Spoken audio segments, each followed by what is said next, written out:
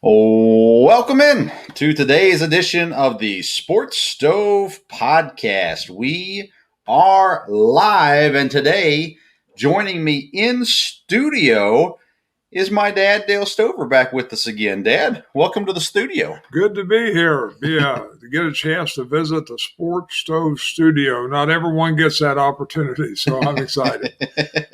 That is very true. You are the first person into the studios here at Sports Stove. So, well, congratulations. I know you feel very special being to do so. Today's episode is brought to you by Blue Coolers. And I'm actually right now putting in the comment sections of the videos the link for the Blue Coolers where you can go and get yourself a brand new cooler. It is up on Facebook and YouTube. The link is. But nonetheless, Blue Coolers offers you the next best thing in your life, and Blue Coolers gives you that opportunity to get a quality cooler that competes with the top brands out there, and for a fraction of the price. So make sure you go to Blue Coolers. Use the link that we've posted for you. We'll also put them in the podcast notes, and there you can get yourself your next cooler. Get you ready for fishing, camping, ball games, whatever you're going to need a cooler, wherever you're going to need a cooler at, you can use Blue Coolers. And by using that link, you support our show as well. We are going through the NFL draft. We've been previewing. We've already done picks 1 through 16. Tonight we're doing picks 17 through 25, I believe it is. We're going to do an extra pick today because next week, our next episode, we will be covering, as well as the rest of the picks, the 3 teams who do not have a first-round draft pick. We'll be covering those as well. So we're starting with the Las Vegas Raiders today. I've been looking, Dad, I cannot believe that San Francisco is going to take Mac Jones at number 3. Now, I originally said I had him down for Trey Lance, but I don't know if it's Trey Lance. I don't know if it's Justin Fields. I just can't believe that they would give up 3 first-round draft picks for Mac Jones of all people. So do you think San Francisco's taking Mac Jones because that's what everybody's saying is going to happen, right? Or do you think that's a smokescreen? I would think it's a smokescreen.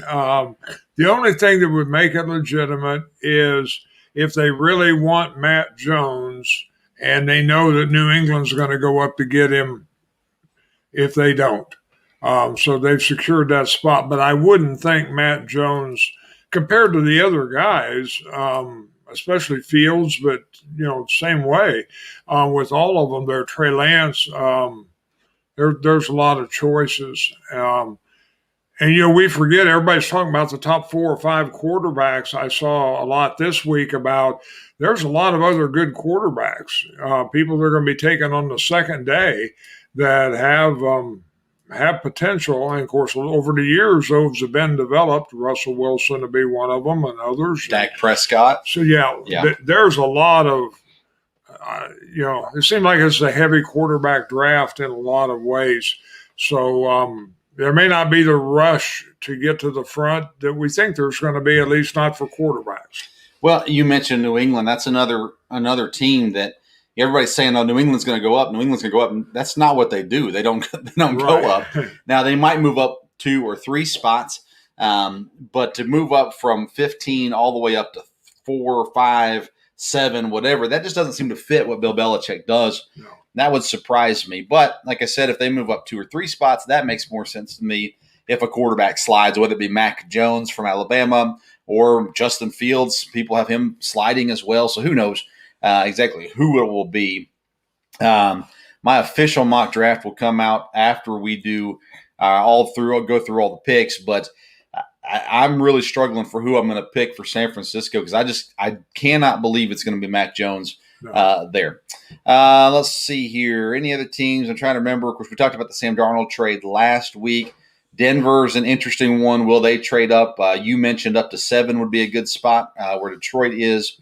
We'll see. There's a lot of that depends on who goes number 3 and then who goes number 4. A lot of that plays into that as well. And a lot of it will have to do with the tight end because there's been a lot of talk this week about he's a guy that is generational, you can't pass up. Yeah. So is somebody going to go up and get him, or somebody that doesn't look like that's who they would take position wise, will they take him? Yeah.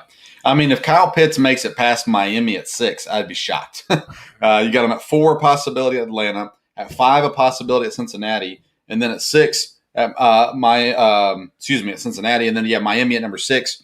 Who knows? I was listening back to the episode last week. I gave now I'm forgetting his name, Micah Parsons, the 2 different teams. Yeah. He can only go once, but nonetheless, we won't talk about him today. So we are on to pick number 17, which is the Las Vegas Raiders. Las Vegas, brand new stadium last year. John Gruden, the head coach, Greg Olson, the offensive coordinator, Gus Bradley, the defensive coordinator. They lose Nelson Aguilar, Gabe Jackson, Rodney Hudson, 2 interior linemen, and Trent Brown, a tackle. They lose 3 starting offensive linemen. They do bring in a center in Nick Martin. They bring in Yannick Ngakoue and Kenyon Drake, running back, to pair with Jacobs. They've got needs on the O-line, the D-line, linebacker positions, free safety as well, are all needs for Las Vegas. But they kind of sit in an interesting spot here where I think at this point in the draft, you're looking at best player available still to this point. I've got best available at the moment, Christian Darrisaw, the tackle, Christian Barmore, the defensive lineman, Jeremiah Owusu-Koramoah, and Jamin Davis, the linebackers, and then Trevon Moehrig, the safety. What are your thoughts on the Vegas Raiders?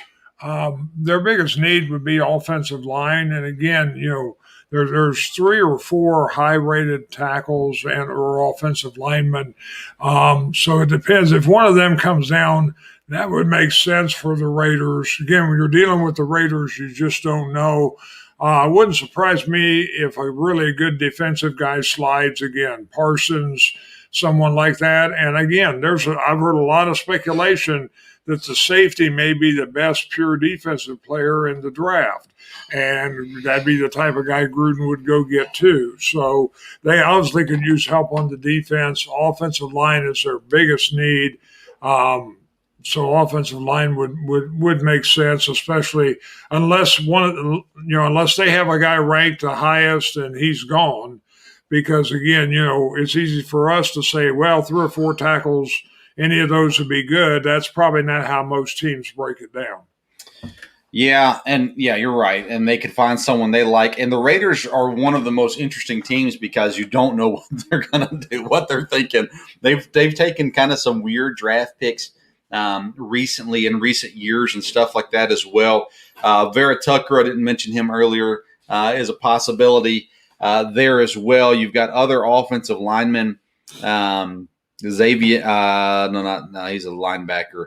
Tevin Jenkins from Oklahoma State in there as well. So some different things there. Wide receiver is a small need. They went Riggs last year, so I don't think they'll go there in the first round. But I would say Las Vegas is the hardest team to know what's happening just because everything they usually are reaching at this point for someone. So if there's someone that they like, I think it makes sense for them to go with somebody like Owusu-Koramoah. Maybe Jamin Davis. I think it's a little high for him, the linebacker out of Kentucky. A lot of people are raving over, and Kentucky linebackers have had a lot of success recently in the NFL, even going down to Josh Allen, who's technically a defensive end in Jacksonville, but really a linebacker, rush edge kind of guy. But then guys like Bud Dupree, who just got a big contract with Tennessee. You've got Zadarius Smith in Green Bay as well. So definitely some guys there making themselves known from Kentucky. I don't know who I'm going to go with. I'm actually not going to make a pick here, so I don't end up giving the same people to multiple people this time. I'm not sure where they go. Offensive line makes sense. I think it's a little high for Darrisaw, not too high. And I like Darrisaw personally better out of what's available on offensive line when it comes to tackle at the very least there as well. But no clue where they go. And Vegas is probably still in a spot where if somebody slides and somebody wants to trade up, and that would fit with the Raiders persona. Yeah. Dropping down just a couple picks, somebody that just needs to go up 2 or 3 spots to get who they want, but will give the Raiders what they need. The Raiders are probably in a good spot for that. Yeah, and you could be at a spot here where a cornerback's on the board possibly, and sliding as well. So definitely some possibilities there. The number 18 pick is Miami Dolphins. They pick at number 6. I had them going Penei Sewell, the offensive lineman, there in the early part of the draft, which leaves them now in need of a wide receiver. Kadarius Toney, Terrace Marshall, all available. Rashad Bateman's an interesting name that I've heard climbing some boards. They also need some rushers. Kwity Paye and Jalen Phillips are guys to watch there. I think Jalen Phillips is a good fit in Miami. He went to school at Miami. He's an edge rusher. He provides them some dynamic ability there on the outside rush as well. So that's kind of where I think Miami might lean here. Now, there's a very good chance they go playmaker on the first pick, being one of the receivers or whatever it may be. And so that would obviously change what they're looking at here at 18. But we won't spend a lot of time on the Dolphins there. If they come away with a top offensive lineman or a top pass catcher in the first pick, and then on the second pick, they can come away with the top defensive edge rusher in Kwity Paye or Jalen Phillips, that'd be a pretty good first-round pick, I'd say, for the Dolphins. Yeah, it would be. An interesting thing with the Dolphins, though, you see on their list of needs is a running back, which this makes sense if they're interested in the running back from Alabama. That would Miami drop back? In other words, would they drop back again? Because they probably don't need to take him that high. No. They can drop 3 or 4 picks, pick up even more picks or a player or whatever. Basically, though, they're in a spot. They need to take the best player available. They need good football players. I think they'll take a wide receiver on the first pick. So, again, if an offensive lineman is there, like you mentioned, the defensive guys, they're one of a couple teams that, when they're a second pick in the first round, it needs to be best player available. Yeah, and I think they will go pass catcher. When I do my official mock draft, it'll probably be pass catcher there for Miami at number 6 as well. Pick number 19 goes to the Washington football team. Second year under Ron Rivera, Scott Turner, Jack Del Rio. They lose Ronald Darby, but they bring in William Jackson. They also bring in wide receiver Curtis Samuel. So they've got a pretty solid wide receiver core right now, Curtis Samuel and scary Terry McLaurin there as well. They need a quarterback, no doubt about it. Outside linebacker, inside linebacker, safety are all needs at Washington. There's not a quarterback here at number 19. They could trade up possibly and get somebody.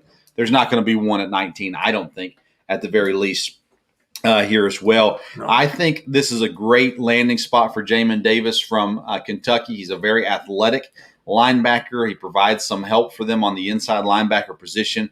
They've got a solid defense already, and you can put in a great guy there to play with them. Trevon Moehrig as well. Moehrig, the safety, is definitely a possibility here. And then I think you're looking defense, though, with this first pick for Washington. Jeremiah Owusu-Koramoah, if he's still there, is definitely an option as well. But I think you're looking defense and really that middle of the defense, whether it be safety help or linebacker help there as well. Any thoughts on Washington? I think that makes sense. A linebacker, I've seen several mock drafts this week that does end up taking an offensive lineman. I think, again, that'll have to do with does somebody that they have ranked really high drop? They're in a spot where they need a great offensive lineman, but I think defense probably makes sense. Like I said, they need a quarterback, but at this pick, they can probably get what they need in the second or third round. Potentially somebody that could be good and develop, but that's kind of what they're banking on now. So I'm not sure what they're thinking. Their quarterback situation's weird as all get out right now. Ryan Fitzpatrick signs there. They've got the guy left over, Heineke or whatever his name is from last year there as well. I think they're a quarterback away from being a legit contender, and they did not address that this offseason. You still got Teddy Bridgewater, who's going to be available. I don't know that Carolina would trade him in the division, but Carolina and Washington have made trades before. So, not in the same division, excuse me. Ron Rivera, the previous coach, but he wasn't there with Teddy Bridgewater. So all these different things come into place. There's not a lot of other veteran quarterbacks out there, and maybe one will be available after the draft, but I'm not really sure where that lands there. Washington, an interesting team. They can get better for sure at this pick, but it's not going to be what they need to take that next step, I don't think, because it won't be a quarterback. Pick number 20 is the Bears, and all we know is that no matter what the Bears do, they'll still stink. Matt Nagy, the head coach, Bill Lazor, the offensive coordinator, Sean Desai, the defensive coordinator. They lost their edge rusher, Roy Robertson Harris. They bring in the Red Rifle, Andy Dalton, to play quarterback. They've got needs on the offensive line. Some say quarterback, cornerback, safety, defensive line. All needs for Chicago in what is a make-or-break season for Matt Nagy, there as head coach. I find some interesting cornerbacks here. Might be a reach. Asante Samuel, Kelvin Joseph will be available at this point. Christian Barmore from Alabama, the defensive lineman. Vera Tucker might still be available here. Darrisaw, the tackle, available as well. But I think they're going Trevon Moehrig, the safety. I think he's the best player available on the board at 20. And they keep him. I think he's from Northwestern, if I remember correct, so he would stay in town there in Chicago as well. What are your thoughts on the Bears draft here in the first round? It's always hard to figure the Bears out a little bit.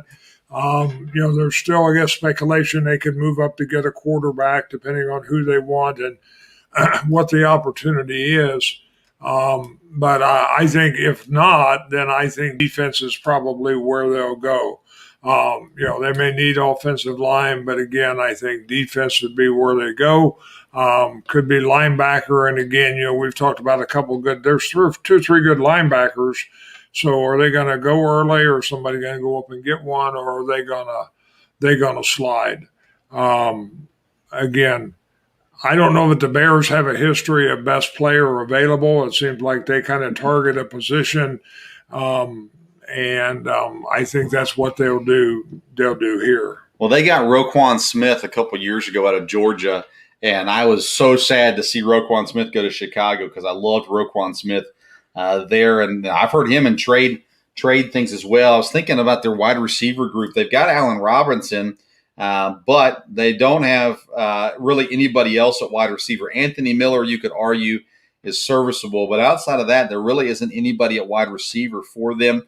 You're going to have some guys available like Kadarius Toney from Florida, Terrace Marshall as well available at this point. But I think defense makes the most sense, and it's probably the best player available at the board right now. Depending on how you rate them, I think Trevon Moehrig makes sense in Chicago there as well. Indianapolis Colts come in at number 21 in the draft. Frank Reich, the head coach, Marcus Brady, the offensive coordinator, Matt Eberflus, the defensive coordinator. No major losses for Indianapolis. They do bring in quarterback Carson Wentz this year. They've got some small needs at wide receiver, offensive line, cornerback, inside linebacker, safety, and edge rusher are all needs here for Indianapolis. Indianapolis, I think, improved with Carson Wentz coming in as quarterback. Phillip Rivers was okay last year, but obviously not what they needed. So what do you think about Indianapolis here in this draft? I think offensive line makes the most sense for them. What they have a strong defense. Again, with Reich, I think to be a little bit the best player available. I think if a really good defensive guy slides, they would have to look at him if there's not an offensive lineman, if they think they're reaching for an offensive lineman. But offensive line, I think, makes the most sense. I've seen it listed as tight end. Again, we think obviously the good tight end will be gone by now. But again, depends on how they have tight end ranked. It could be wide receiver. But offensive line makes the most sense. Yeah, and that's what I think. Christian Darrisaw, I think, is the best one on the board right now. Tevin Jenkins would be there as well. But I think Darrisaw is the right pick for Indy if he's still there for them. Now, Darrisaw could go before there. The Bears definitely in need The Dolphins could improve there as well, maybe the Raiders. But I think the Colts, that spot fits the best for Christian Darrisaw there as well. Guys like Jalen Phillips, if he's on the board, edge rusher, Zaven Collins, outside linebacker from Tulsa, a possibility as well. But I like Darrisaw there for Indianapolis. Tennessee Titans follow their division rivals in the Colts. They're pick number 22 on the board. They've got Mike Vrabel as the head coach. Todd Downing steps in as offensive coordinator. Shane Bowen, defensive coordinator. They lose Jonnu Smith, Corey Davis, Desmond King. They bring in Bud Dupree at linebacker.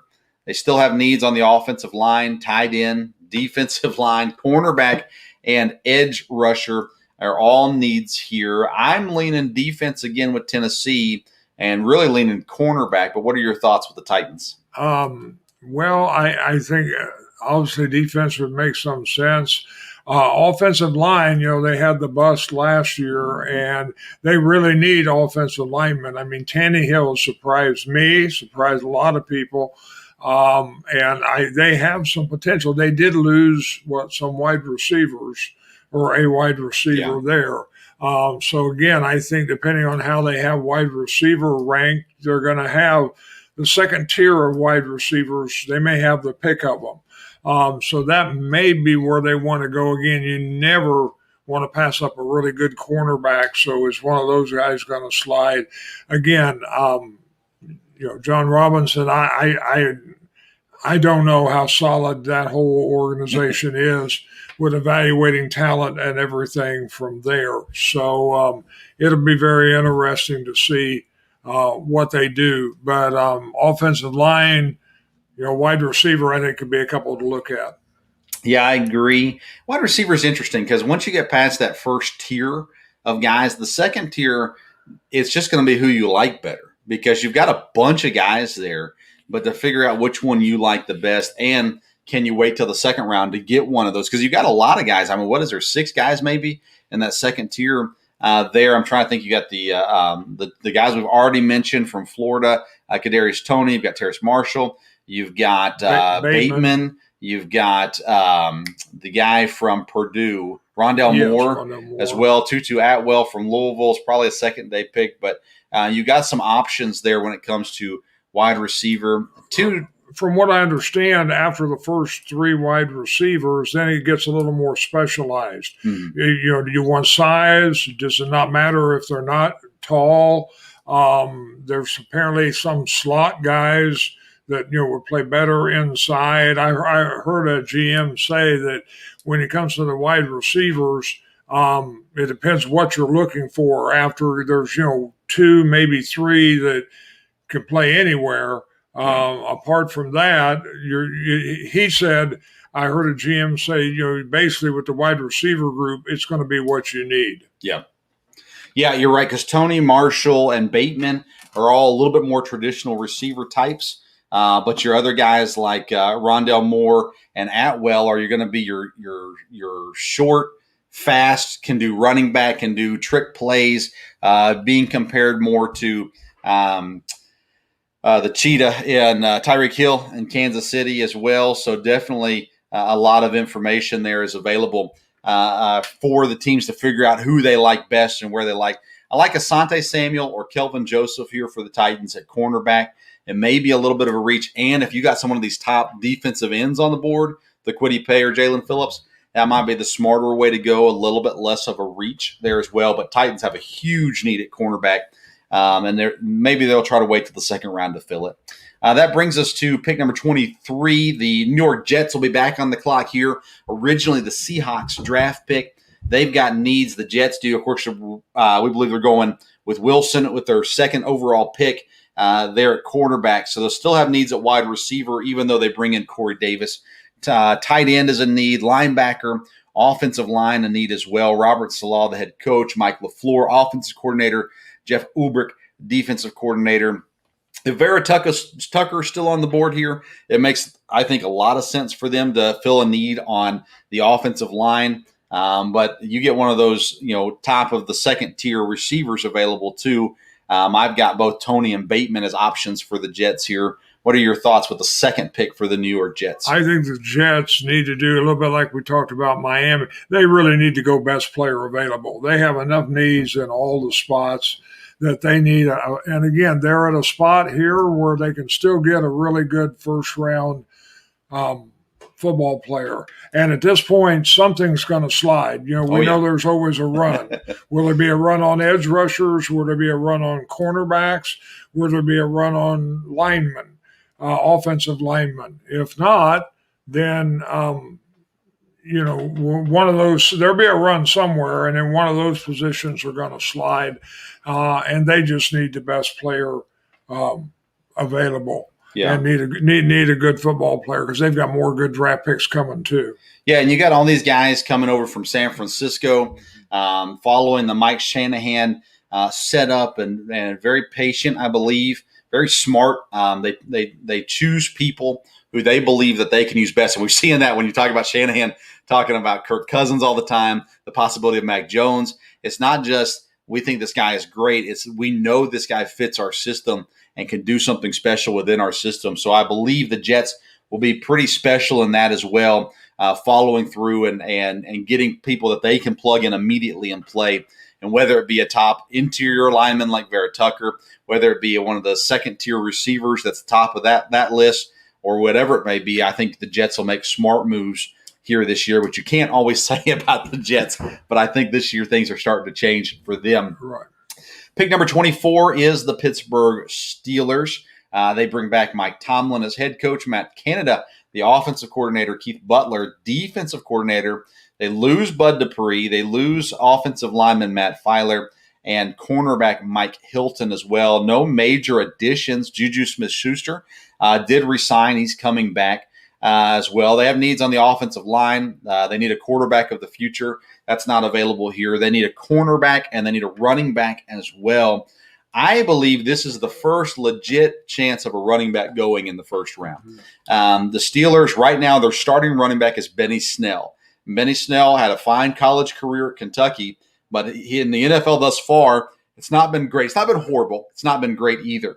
And so when you're talking about the pick of the litter when it comes to running back right here, Najee Harris from Alabama, Travis Etienne from Clemson, and Javonte Williams from North Carolina. To me, I think this is the most legit spot for a running back to go in the first round right here with Pittsburgh. And right now, the over-under on running backs in the first round is 1.5, meaning one in the first round as well. And so it's pick 24 that time for a running back or somewhere else for Pittsburgh?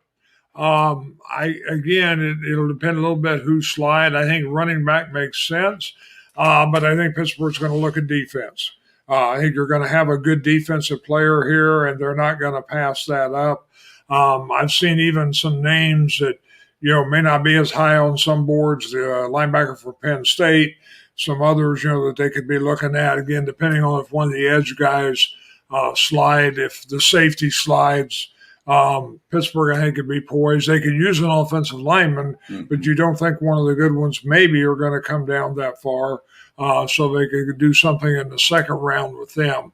But I think when you're looking edge rusher, linebacker, things like that, probably is where they'll go. You're right, though. Running back, they have a need, and if they've got, if it's a can't miss guy, which, lately it's been, you don't need a running back right away. And then the people that take them have magnificent success. So, Pittsburgh could definitely use one. They have the wide receiver. They got the quarterback for another year. It'd be interesting. Well, that's the thing with Pittsburgh. It's win now because Roethlisberger, is he going to be good this year? I'm not real sure that I'm sold on it. But nonetheless, you've got Roethlisberger that's back. So this first pick has to be someone that's going to contribute right away for them. And that's why I think running back makes sense because they will contribute. This is the first time I'm going on record saying this. I think Javonte Williams is the first running back off the board from North Carolina. Last year, I was all in on Jonathan Taylor from Wisconsin, and this year, that's where I am with Williams as well. I think Najee Harris will have a fine NFL career. I think Etienne will have a fine NFL career, but I think Javonte Williams goes first off the board at running back, and I think Pittsburgh might be it. Cornerback is definitely an option. Kelvin Joseph, I've got there as well as a possibility. But you're right. If someone slips, my goodness, if Micah Parsons somehow slips down to here, you better believe they're taking him there for sure. But definitely some good options there for Pittsburgh at 24, excuse me. Our last pick of this episode will be the second pick of the evening for the Jacksonville Jaguars. They picked number 1 overall, and that one is without question going to be quarterback Trevor Lawrence out of Clemson. The Jaguars here picking. This is the pick that they got from the Rams in the Jalen Ramsey trade. They've got new head coach Urban Meyer. They got Darrell Bevell at offensive coordinator and Joe Coolin at defensive coordinator. Several different spots here they could go. Pretty much anywhere on the board is definitely an option for them. This is the first spot that I have Pat Freiermuth, the tight end from Penn State, as a possibility. Maybe a second tight end in the first round. I wouldn't do that if I was Jacksonville, but I think it's a possibility. Running backs, again, a possibility with Jacksonville, as they had great success last year with their rookie, but still some need there for depth. Ultimately, I think they go playmaker. I think Rondale Moore makes a lot of sense here from Purdue. He is very short, 5'7", lots of ability. There's been a lot made that his biggest college game was against Urban Meyer in Ohio State his freshman year. And everyone says that's a game that Urban Meyer will not be able to forget, as Purdue upset Ohio State. I don't think that's why they pick Rondale Moore, but he is a playmaker that you can put in the backfield at running back some, as well as add to the receiving core. And I like the receiving core in Jacksonville. But just another weapon for Trevor Lawrence to play with. What are your thoughts, Jacksonville, on another pick? I think definitely. Of course, one thing about Jacksonville is they're going to pick first in the next round. Mm-hmm. And I think they have several picks coming up in the first couple rounds. So they are one that can address needs a little bit later.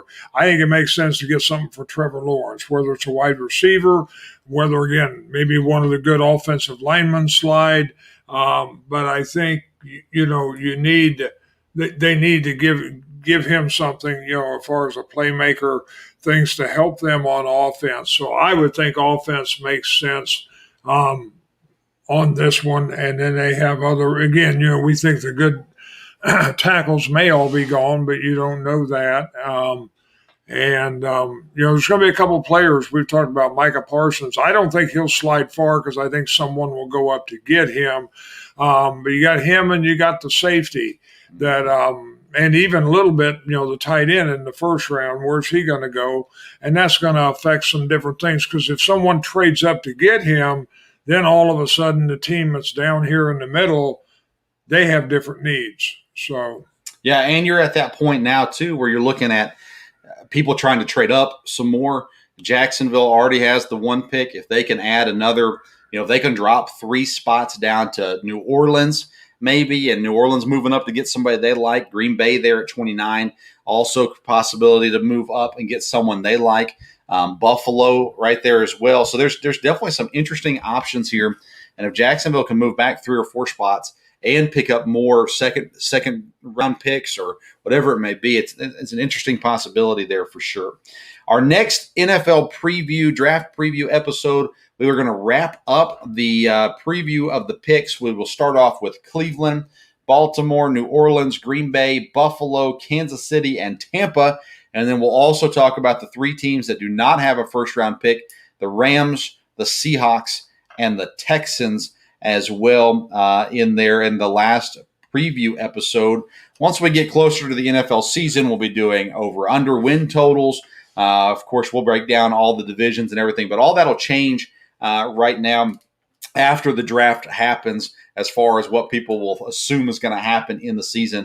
Because who knows what will happen with draft picks? Who knows what will happen with trades? Will Deshaun Watson play at all this season? All that kind of stuff can move around and change a lot of things for sure. And I think Washington, we talked about them earlier, but the possibility of them going out and getting a quarterback that's not in the draft. When you talk about guys like Deshaun Watson, that he might get suspended or miss 4, 6, 8 games this season, but you might be able to get him at a reasonable price. Russell Wilson, I think he's set in Seattle, but there was a lot of talk earlier about Russell Wilson getting traded. So, Washington, if they could make a move and acquire one of the veteran top-tier quarterbacks in the NFL, there's definitely a possibility that could happen on day one of the draft. Well, I think it'll be a very interesting draft. Round one probably more interesting than it has been because it's going to be up in the air. And one thing, a couple things we talked early about Jacksonville. Urban Meyer, new to the NFL, so you don't know what direction they're going to go. Usually in the first round, somebody does something that nobody expects. Back in the day, it was always the Cardinals. The Cardinals came up, you had no idea, what they were going to do. You'd mentioned last week for me to check with my Eagles insider, which I did.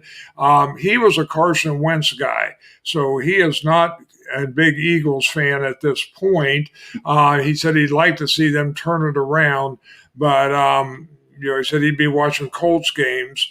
But he said that the GM for Philadelphia does not have a good record in drafts. No. So he said, my guess is they're going to take somebody you've never heard of so they look like they're smarter than everybody else.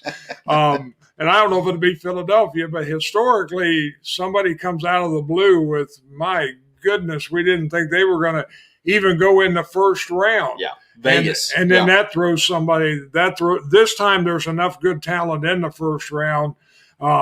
And again, that could be a real help to Jacksonville and the Jets because they could get a first-round player with their second pick. Yeah. Or their second-round pick. Yeah, and Mel Kiper said there's 45 players that he's got first-round talents, first-round grades on.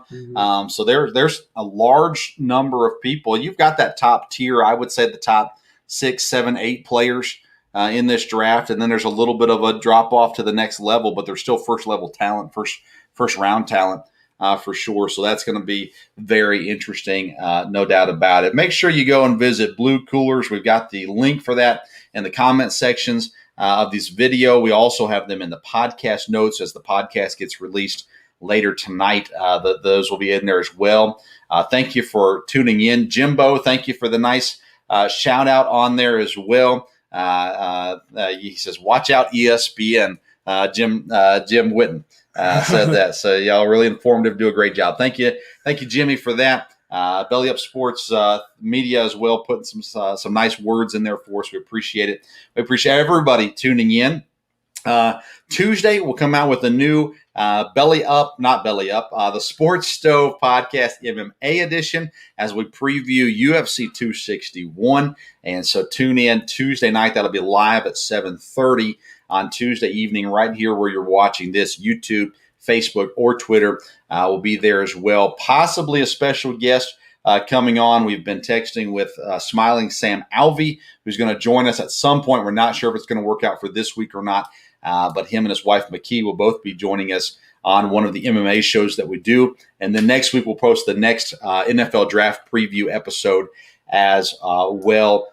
There, but please go to Blue Coolers. Use the link that we provide for you. That way, they know that we sent you. You can support our program as well as get a phenomenal cooler there as well. Anything else you want to add?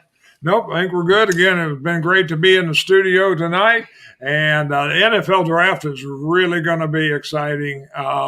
First round, and really this is going to make the second and third rounds exciting. So definitely from there, and of course, again, with having a lot of stuff that having to be done virtual, not having a combine, things can go a lot of directions. So it'll be good. It'll be good to look at next week and wrap things up, see where it looks like in the first round, and go from there.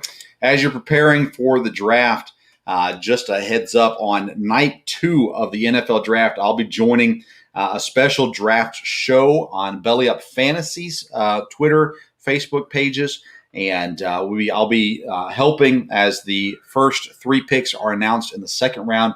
I'll be there live talking about those, previewing, reacting, all that kind of stuff as well. A lot of good stuff is going to be on Belly Up Sports leading up to the draft. Go right now and find mock drafts, different articles, different things like that. On there, of course, all kinds of other podcasts and things as well available on bellyupsports.com. But do go visit Blue Coolers and let them know the Sports Stove sent you by using the link that we provide in the comments as well as in the podcast notes. Thank you so much for tuning in to tonight's edition of the Sports Stove Podcast.